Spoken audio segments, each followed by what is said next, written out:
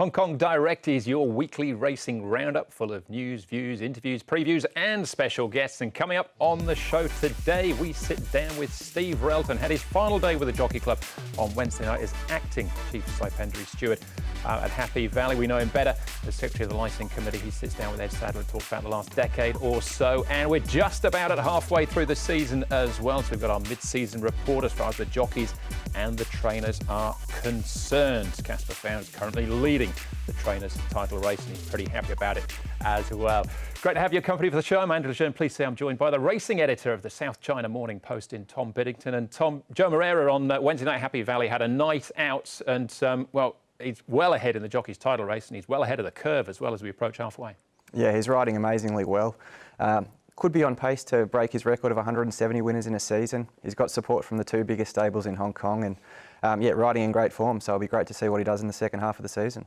And we'll talk about that a little bit more in the second half of the show as well. The second half of the month, we're looking forward to our next Group 1 races. It's the Gold Cup, Queen's Silver Jubilee Cup, and the second leg of the 4-year-old series as well. Excellent proposal, was excellent in the mile. Is he now the one to beat for the 4-year-olds? And Golden 60 up in trip, that'll be interesting as well in the Gold Cup. Yeah, for sure. Excellent proposal, certainly the horse to beat at the moment in the 4-year-old series. Still looks a very even bunch, so we'd love to see how it plays out. And Golden 60 stepping up to 2,000 metres, that's really interesting. Obviously, he's going to go against Furore and Exultant. It's going to be a fascinating race, that one, but I think Golden 60 is the class horse here, and it'd be great to see him winning. Yeah, it certainly would be. It'd be interesting to see he lines up over the 1,400 metres in the Queen's Silver Jubilee Cup. And with that in mind, we'll finish with a classic replay from 2015. That was Able Friend. First up, though, Steve Railton finished his tenure here with the Jockey Club on Wednesday night, and he had a chance to sit down with Ed Sadler earlier this week to talk about his time here over the last 10 or 11 years. Well, it's a pleasure to be joined this morning at Sha Tin by Steve Railton. Steve, thanks for your time this morning. Let's go back to the beginning. Your father used to train and own a number of horses. How did your interest in racing begin? Through my connection with the family, Ed. Yeah, Dad was a farmer first and foremost, but trained horses as well, and on the farm, and we always had a lot of success. Well, he did. He was actually very good at it, and had quite a number of high quality horses, and that whet my appetite at a very young age. So I was always at race meetings from quite a young age, as far back as I can remember. So there's so many different avenues from a career point of view in the racing game. Why did you decide to become a steward? It was by chance, really. I worked for the Queensland Turf Club. I started there when I was 18 years of age and did a myriad of jobs, and worked with the handicappers. At one stage I felt that might be a path I could follow, working with the handicappers, but the then chairman of stewards, Andy Tyndall, approached me in my early 20s and asked me if I'd like to do a cadetship, and that stage was just part-time, working on weekends to complement my other working in the office during the week. But yeah, I loved it from then. It was an opportunity to be actively involved at the coalface with all the participants. That was good. Someone that you worked with in Queensland back then and still do now, Kim Kelly, believe 2009 he picked up the phone, gave you a call. Yep. To say that he was going to become the chief steward here in Hong Kong. Can you pick up the story from there? Yeah, Kim, when he was appointed as chairman here, rang me and asked me if I would like to join him as he's effectively his deputy. And yeah, it didn't take long to give him a positive answer. So, of course, you know, I suppose like jockeys and trainers and certainly officials, no different. It ranks high on everybody's agenda to try and work in Hong Kong, and that was to me a career highlight to be asked to come here. So we jumped at the chance and haven't regretted it one bit. So you've been here for over 11 years now. Let's talk about your role, because not only are you the Deputy Chief Steward here in Hong Kong, but you're also the Secretary of the Licensing Committee. Just give us a bit of an insight into what your work is involved here in Hong Kong. Yeah, well, first and foremost it's the stewarding, and that's the primary role, but obviously working as the Secretary of the Licensing Committee, that's a very important role here, because the club prides itself on having high quality participants and having a variety, as I said, from various countries. So that's been most enjoyable, to identify emerging talent in different countries to try to maybe identify them at an early age to come here. We're talking to you now because, of course, you are coming towards the end of your time here in Hong Kong. When you look back, are there any other memorable moments from a steward's point of view here in Hong Kong?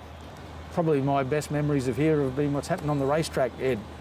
The horses, the jockeys, the participants, thinking back of some of the best horses, and certainly here at the moment, you know, it's you've got a sort of a massive grandstand here on race days. It's quite a weird feeling that there's no noise emanating from it, but you know, I can go back to the Derby when Abel Friend and Designs on Rome fought it out, and they almost lifted the roof off the place. And you know, Chinese New Year, race meetings, International Day, some of the most memorable times here, of course, when you have all that international participation, and that's what makes it so good here. Apart from the high quality of racing week in, week out, but just going to that next level of having the international participation, that's what's been probably the most memorable.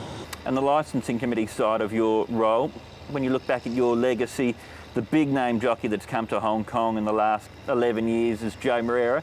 Just tell us about your role in getting Joe to Hong Kong, and when you look back at your time, and when you will look back on your time, is he someone that you'll be proud to say, I had an influence in bringing Joe to Hong Kong? Of course, yeah. One of the jockeys that I recommended to come here early days was someone like Ty England, who didn't have any profile internationally, but Ty was a jockey I admired greatly in Australia for not only his riding ability but his even temper, the way he always conducts himself the same, and did.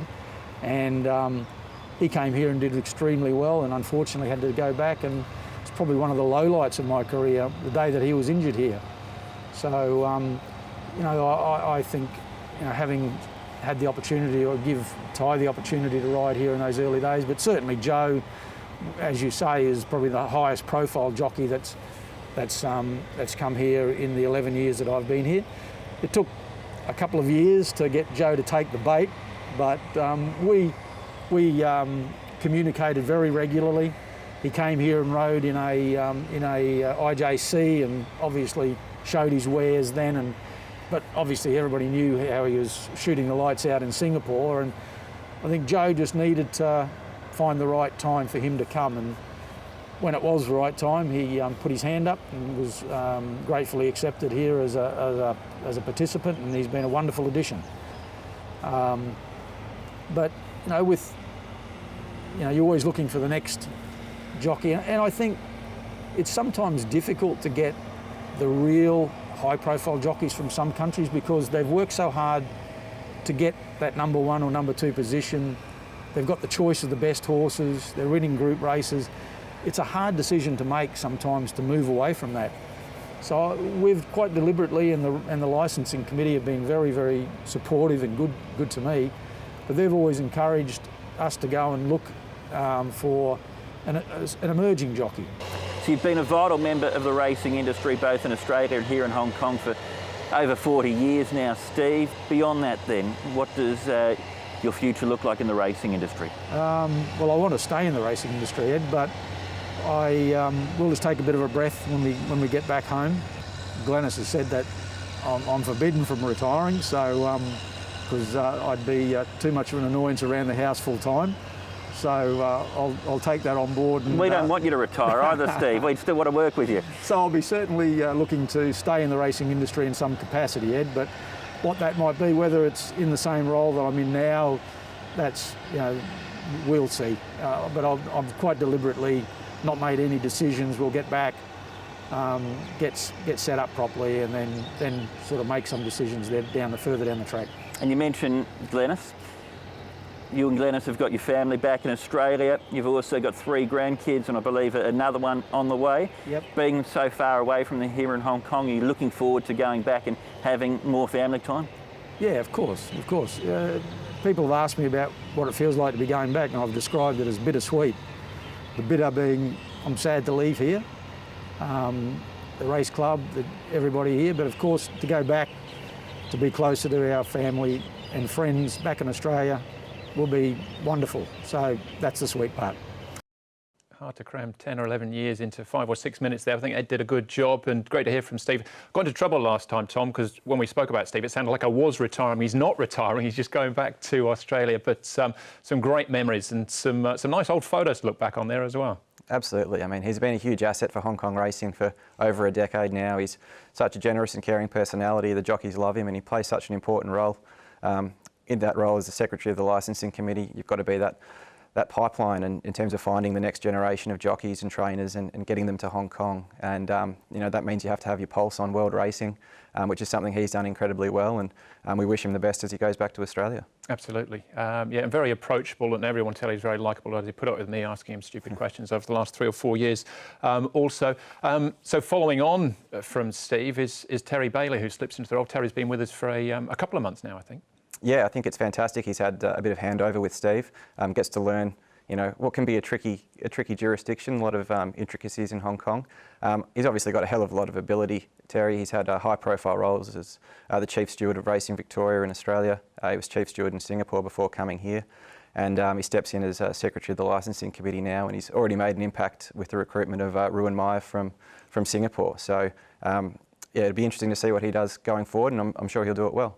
Absolutely. We wish Steve well as well. Not retiring, just moving on. He had a relatively quiet night. There's one interesting race he had to deal with on Wednesday night at Happy Valley, but otherwise it was on the quieter side. All right, up next for us in part 2 of the show, we're looking at the jockeys and trainers title races as we approach halfway through the season.